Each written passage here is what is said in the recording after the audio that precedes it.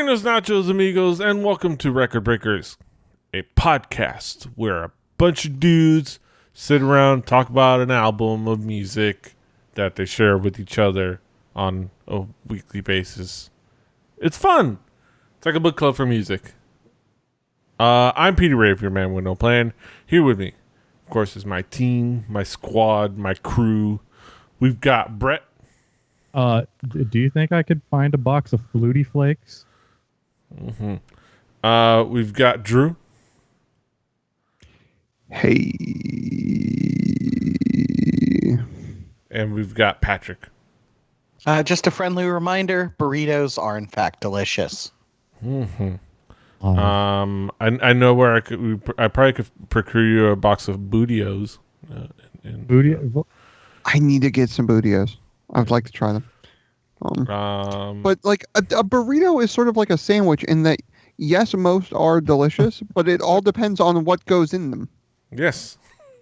Like, it's all about the ingredients of the device. The device itself is not delicious. Oh, wait a minute. Well, no. Burrito is, So, the but place I burrito went is not a makes- genre. It is a medium of it is a art medium. It's a conduit. But no, the place I went, they make their own tortillas and they have flavors. So I had an ancho chili tortilla. Freebirds? No. Did you go to Freebirds? No, Freebirds is kind of mediocre. I went to Cabo Bob's, which was my first time trying it. They just put one in my neighborhood, so I had to try it. It was good. Yeah. God, my next Austin trip, I'm gonna need to have like free days rather than just doing South by for like 4 days straight. Have you still not taken off your wristband? To just kind of like expose the date of this recording. Just keeping it until I record the Halijuku where we talk about it. Yes, I've been keeping this for a month, for over a month. Yes. I'll be wearing it when we go to Vegas, or when I go to Vegas. But yes, moving on from that fun talk, from burrito talk, because this is not Burrito Breakers. That's a different podcast. We're talking about an album. We're talking about music. The provider of the music this week is Brett. Brett, what have you brought forth to us? Well, after a couple of weeks where we had heavy metal that had flutes somewhere in it, I figured I hadn't listened to some Jethro Tull in about 15 years. So I thought that we'd listen to some Aqualung. Aqualung. Yeah, definitely a fascinating album and a fascinating group, to say the least. Drew, what were your expectations coming into this album? Look, all I really know of Jethro Tull, I heard little bits and pieces, but I knew they were going to be Grammy-award-winning heavy metal artists, and that's about where I came in at this. I was like, I'm sort of familiar that they have a flute, and they make some progressive rock, but other than that, like, if I had heard their music before, I probably couldn't tell you where. It's just something I knew I probably had bumped into at some point. Mm-hmm. Patrick, what were your expectations coming into this album? I'm familiar with the title track, and I've heard this album at least once because it's been in my music collection for a good long time, but I hadn't really listened to it in a while. Sort of like Brett, like, yeah, I know a little Jethro Tull, but it's been a minute. So I was kind of like coming in with somewhat fresh ears. Mm-hmm. Yeah, Jethro Tull is like a band that you've heard of, but you maybe not everyone has listened to. But I didn't know quite what to expect exactly. But yeah, I did expect something a little proggy, or at least proto-proggy, and something a little complex and weird and fascinating. But we didn't know what exactly to expect. But yeah, Brett, how would you describe this album musically? What would be the themes and elements that make it up? Well, it's kind of folk. It's kind of heavy rock. and it's kind of proggy at sometimes, but like it's definitely like when you hear it, you wait around long enough, you hear a flute, you know what you're doing, but like it kind of sounds like itself, like the way that the vocals are really crisp, and how they're like folk instruments that show up, and but they're not like a novelty instrument. They're like they'll be like rocking out with, you know, some folk instruments that more than just some flutes, but every song you're probably going to expect there to be some sort of bitchin' bass that's walking around, or like an organ that's like overdriven to the point of sounding like, you know, the most like there are some tones on this album that like sound better than some of the tones that I thought Deep Purple had on lock. Like there is an organ tone on this that is amazing. You know, there's more of a vintage tone to this album than like you can definitely tell that like every guitar tone is straight out of 1971 or whatever. Like everything you can tell that like the organ that is making that noise probably weighs a ton. Like everything has like this sort of smoky, you know, like it's an album that it could smell if you tried hard enough. Yeah. But yeah, it's never something that I've heard. Like you could smell the music. Yes, it's a very this album goes places, but like the main thing that you get throughout the album is it's like one of those groove first albums where like you don't even have to worry about what lyrics are. You can just like sort of get into it. Or if you're into like, you know, doing the drugs, I believe somebody probably has done a drug and listened to this album once or twice. Yeah, one or two drugs. Just one, maybe drugs. Just a drug. I mean, maybe in like, you know, New York or something. Consumed drugs. A guy. Yeah. Drew, how would you describe this album musically? Like I said, Jethro Tull is something that I haven't listened to a whole lot of, and the thing is, I know I probably should. The reason being is evident on this record. The musicianship is just super great. Everything in it just feels really cool. These mashups of like sort of almost psychedelic sounding songs with bluesy type stuff, like it's like goes in very, very different weird places, which is awesome. And then of course the heavy metal flute, always great. The most heaviest of metal flutes that has ever been put to wax, as it were. Mine heart, it's dipped in silk. It's yeah. That joke will never get old of me. Beat Metallica, hilarious. But like the themes within it that like disenfranchisement of like modern religion in spots, the society and how like just weird people can be about those types of things. It's really cool. As I was reading up for this, I heard that people try to say this is a concept album, which I'm going to side with the band on this one. I don't. What do they know? What do they know? Right. I'm going to side with them, one, because they made it, and two, because like usually a concept like you follow like a singular through line, and while like yes, this album had a lot of the same themes and elements, as it were. Dude, this song's about a creepy dude, and this one's about a child prostitute. Yeah. Right. There's no like one character, one through line. It's you have things that sort of all say something about a thing. So, that's where I stand on that one. The thing that I think surprised me about this record, one, just because it was surprising, and two, because I went into this thinking I was getting a heavy metal record, judging by the Grammys. Yes. Was the like moments of quietness that play in this album. Because especially in this type of music, to let quiet like really play like they did, to really just let the bottom drop out at any random moment and like let one or two instruments sort of sit, was really cool. and sort of was to me, something that like sort of pushed a confidence that I really, really liked. Like, yeah, no, we know what we got. We cool. Yeah. Patrick, how would you describe this album musically? I think it is very much the transition from sort of the heavy British blues rock that you would like associate with Zeppelin with early progressive rock. Like, we're not full on Yes yet, but there are some stuff here that is very proggy, but also like some folk rock, because why the fuck not? I mean, have you looked at the guys? Yeah. Yeah. A little bit of yes. folk going on just naturally. Yeah.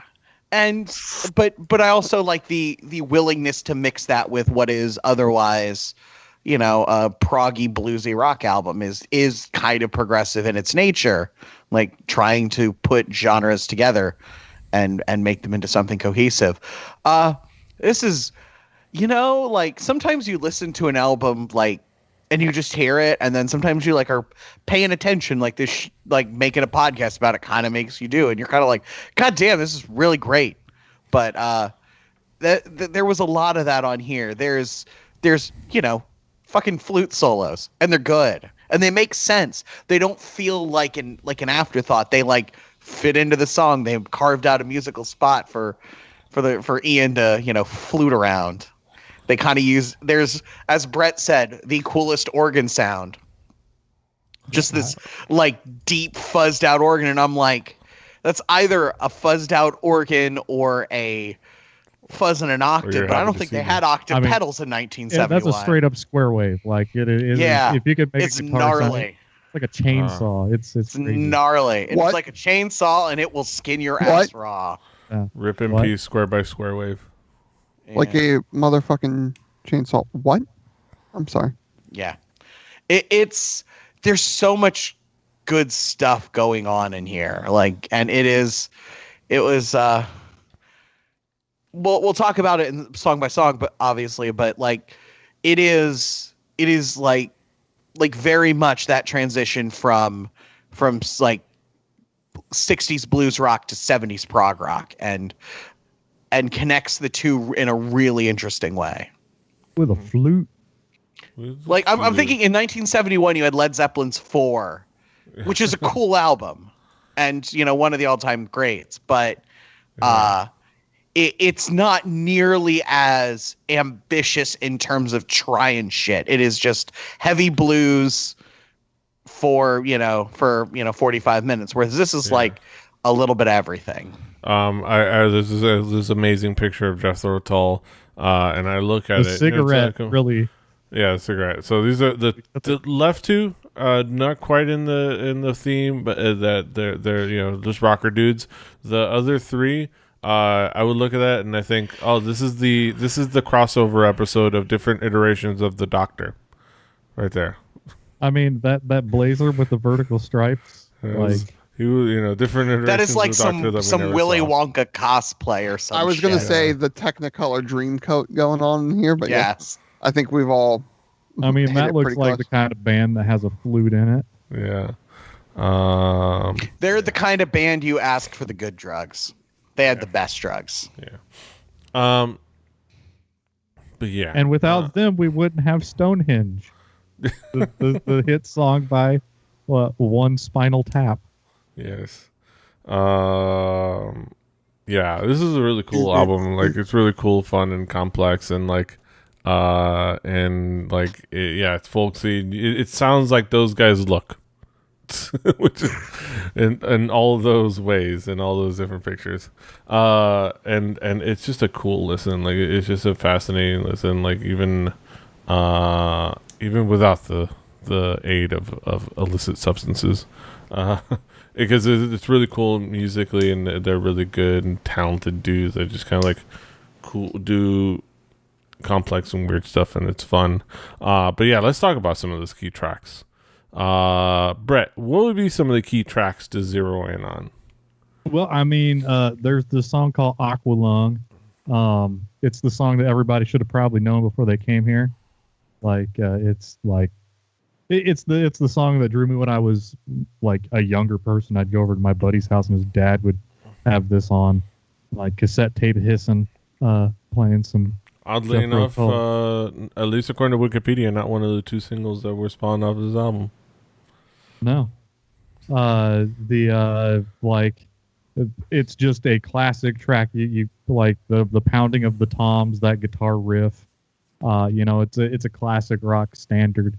But it's also kind of weird. Like for real, they don't make radio hits like this anymore. Also, like that was the like you walk right into this album and you immediately hear like a bass guitar that is better than it should be. It has to be for an album like this. Just walking all over the fucking place. And then like right into that you get Cross-Eyed Mary, which is a song about a schoolgirl prostitute. But it is like, the song opens with like piano and flute, like you're getting ready to watch like Bambi or some shit, and then you get like the grossest overdriven organ you've ever heard that comes in right after it, and like it's just like a groove song, like it like everybody gets the solo. It's great. Also there's some really good lyrics. I like calling her a poor man's rich girl. There's some fun stuff going on lyrically. And like Hymn 43, like, you get big vocals, you get a pounded out piano, the guitar and the piano going back and forth. They each get to play a little riff in the hook. The bass is amazing. The guitar tone is like, they're using the stuff that they could get back then, and it sounds like it is that really fat tone. And it's one of those songs, like there are a lot of songs on this album where I just imagine it had to be a blast to just jam out to these. Like there are probably like the 25-minute version where until the guy playing like, the hand percussion has to take a leak, they just keep going round robining. But like there are a lot of songs on here that like speak to me as a musician who like a lot of these songs are pretty basic. Like the foundation is pretty basic, but they're just like, dunking on everyone with the simplicity. Yeah. Drew, what would be some of the key tracks for you? Well, let's go over that Aqualung. Aqualung. Diving over here. If you want to talk about like the weird, like, hey, there was probably some funny smelling stuff smoked by this band. Let's look at Aqualung, like just doing some like weird psychedelic songs, just chilling. Right at the beginning of the record, just letting you know, like, hey, there's gonna be some stuff in here. Let's roll. Like just starting right off with it. Also the piano and it was kind of actually cool, like really really dope. Up to me, if you would have told me before listening to this record that I would love flute as much as I loved flute on this song in particular, there are certain times where like you don't think about an instrument. There are certain instruments you just don't think about, and then you hear them in a song like this and you're like, there's no other instrument that would work in this song. Like it's almost built around the fact that they have that. So you're telling me then, if I replaced all the flute with kazoo, like maybe it wouldn't work the same. I don't know. It's weird. I've got some Googling to do after we're done. I mean, you can sometimes replace rap beats with cats, but just don't do it around some cats, or they might like get in fights. But yeah. Sorry, I derailed you. Somehow Meow the Jewels came up. Yeah. Man, you got to. No one expects to Meow the Jewels Inquisition. No. Although I would love to see just Killer Mike bust into a room like the Kool-Aid Man with a giant like cat gold chain for no reason. Yeah. Because that's my Killer Mike. It's real to me, damn it.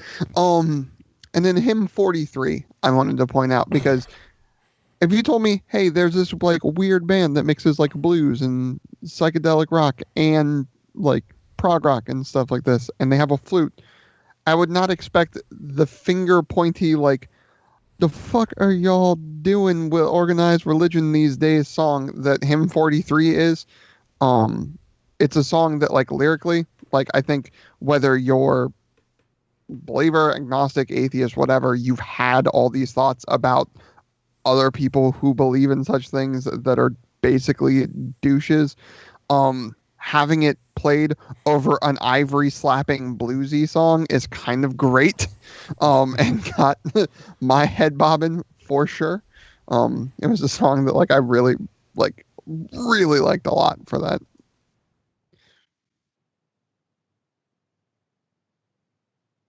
Petey, you're very quiet. Patrick, what would be some of the key tracks for you? Aqualung, the title track, and goddamn, instead of title track, all time kind of classic song.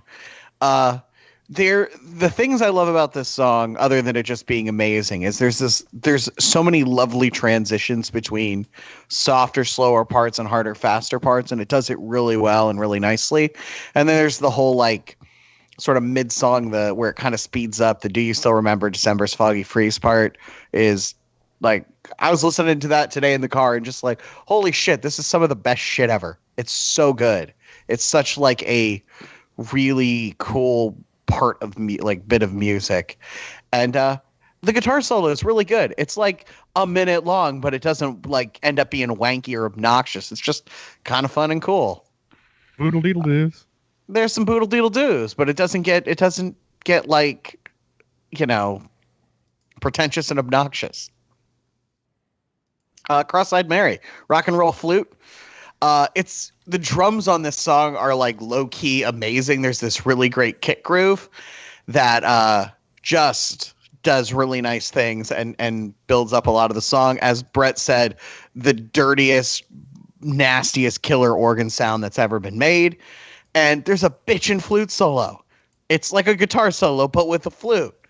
And it's really cool. And, like, the way Ian plays flute is, like, it's flute, but, like, he blows really hard. You can kind of hear his breath and stuff that is probably not technically, if you're a flute player, the best way to play, but it sort of is like being kind of a, you know, energetic guitar player, but on a flute.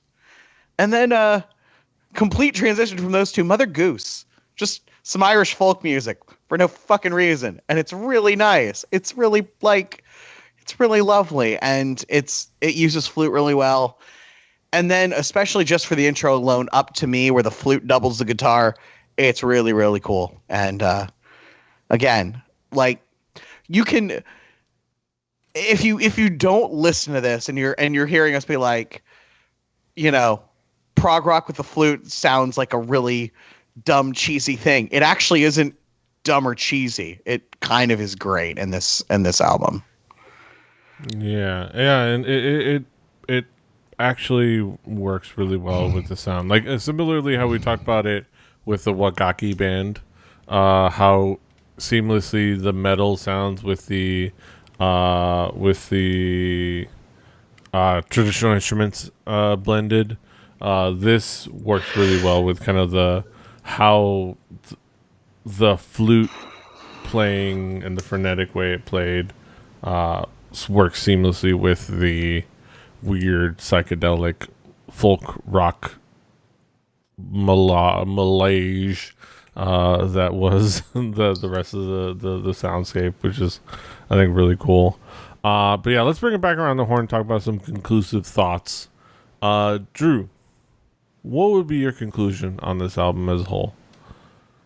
I ended up really, really, really having a good time with this one. It's something that I'm, again, not having listened to enough.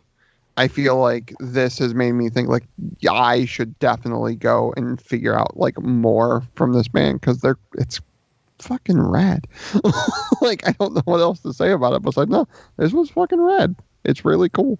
Like, it goes weird places, and I would be lying to you if I said that I don't like things that go weird places sometimes. Yeah. Don't know if you know this. My favorite thing wrestling, or one of my favorite things in wrestling right now, Matt Hardy. Let's talk about weird places. Like, I'm a fan of things going off the rails quickly and in a weird way. And this does that from time to time here. Like, you never know where it's going to turn next, and I like it. So. Yeah.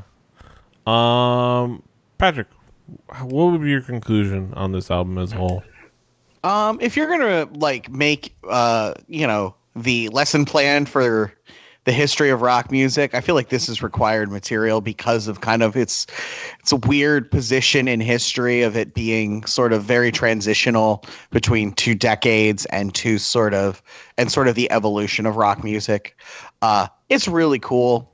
I knew I wasn't gonna hate this because like I dig this era of music in a lot of ways, but like I enjoyed it way more than I thought I would. Like I was kind of like, I've been sleeping on Jethro Tull for a while, and I shouldn't be sleeping on them because they're really good when they want to be. Mm-hmm. Bad as I want to be. Yeah, it is something that is just really fascinating and cool and worth kind of digging your fingers all up in there and enjoying really like fully. It's just a really cool album. Brett, what would be your conclusion on this album as a whole? I mean, it's an album that like everybody should at least know some of what Jethro Tull's thing is, and like think that this is something that still gets played on the radio. Like thinking it like from the outside looking in, like this album sounds nuts, but like I think everybody ought to have a trip down this road, just to at least to educate themselves. But like it's it's got a groove. It's fun. It is not a chore to listen to. It's just kind of strange, and I like strange. I'm not going to give you a wrestling anecdote, but I will tell you about this band called the Aquabats. They're from Aquabania. They're completely normal. Yes. Which is close enough to a wrestling reference. Yeah. Jethro Tull. I would not be Aqualung. surprised if MC Bat Commander ended up in like a weird indie promotion for a minute. That would not surprise me in the least bit. Like Hood Slam or some shit. Oh my God. Did that happen? Please tell me that happens. Yeah. You do know that Ultra Mantis Black has a hardcore band. Or not a hardcore band, like a weird. There's a couple of wrestlers in bands. Brody King, Dickinson who's a is a young drummer of up and some comer. Hulk Hogan. He was in a bootstrap band. His album Hulk Rules. I highly recommend it. It's an iconic album. Macho Man. Wait. I think we covered that album on this show. I don't remember. Yeah. We've all blocked it out now, Brett. So that means we can bring There it it again. is. Yes. The electroshock therapy was only mildly effective. So it was so traumatizing we didn't have a Christmas episode last year. Yes. We'll have to Thanks, remedy that this Peel. year. All right. Yeah. Aqualung, Jethro Tull. Those are our thoughts. Now we sum it all up in haiku form. Get to the main event of the evening. Get to our haiku reviews. Let's get down to it. Drew, what is your haiku? Did not realize what I was getting into. Glad I was pushed. Mm-hmm. Patrick, what is your haiku? Brett lobs a softball. A classic for a reason. Worth a fresh listen. Mm-hmm. My haiku. Classic complex tunes from the innovators of heavy metal flute. And last but not least, Brett, what is your haiku? Pushing the genre way more than a novelty. It's a favorite. Mm-hmm. So you can, of course, find this album on our Spotify playlist, Play Record Breakers, the home game. Tell us your thoughts and your haiku on the comment section as well of the, you can find the playlist and the show notes on our website, rebelli.net, or you can, comment on the YouTube channel. We would love to hear what you think of Jethro Tull's Aqualung. Love to have that back and forth discussion. We can all just talk about what we like, what we don't like, just have our thoughts out there. Discussion. It's why we do this thing instead of just listening to music at home. Yeah, do that. Give us feedback. On that Spotify playlist will also be next week's record, next week's album, and it's going to be provided by Drew. Drew, what do you have for us next week? Well, next week I'm going to bring in a band that, while they have horns, might not sound like what you think they're going to sound like coming from me and saying there's horns. No, they're not from the devil, but they do have a trumpet and a sax player. And they're a little band from San Diego, California. And then Rocket... Hook 'em. Hook 'em horns. But no, it's Rocket from the Crypt. Scream, Dracula, Scream. Hello. Yes. So look forward to that next week. But that, of course, is next week. And this is this week. And you can, of course, find us all over the internet. Patrick is at Swagger. Brett is at Hibbity Bear Bird, HIBBITYBIBBARD. Drew is at X, Drucifer X. I'm at PD Rave. The show is at 4 Record Breakers. That's the number 4 Record Breakers. RecordBreakersPodcast.com. RecordBreakersPodcast@gmail.com. RecordBreakersPodcast.com is where you can you have the show notes and the information and link. Rebellion.net for the shows. Like, share, subscribe, do all the things. I can hear you.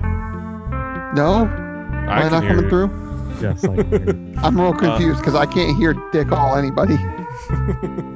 I can hear you. Somebody give me a thumbs up if you can hear me.